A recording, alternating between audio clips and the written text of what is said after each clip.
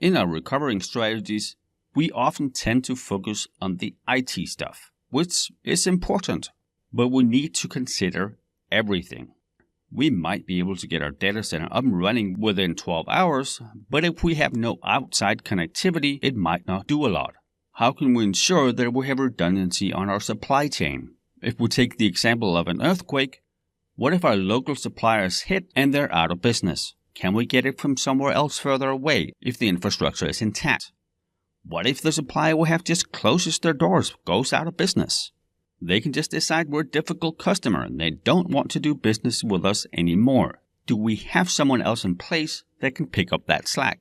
And then our infrastructure. How long can we be without water, sewage, power, internet, whatever it is we need to keep our business running?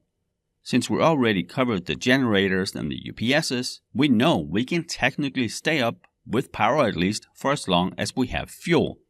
How long do we have fuel for? Do we have any backup plans if the internet is out? Even if we have redundant providers, what if both are out? What if their traffic goes through a central hub that gets hit with whatever? Do we have another way out of our network that is completely redundant and outside of the usual network? And no, I don't think I have ever worked anywhere where this happened. But that doesn't mean we shouldn't consider it. I have, however, worked in places where for just an emergency like this, we had a satellite connection. We knew that the two redundant service providers we had were not really that redundant. There were two places on that traffic path where they converged. If either of those two places would go down, we would be completely without internet. And they were pretty good about having a lot of redundancy in those places. They had, just like we did in our data center, have the UPSs, have the redundant everything. But what if they had a disaster?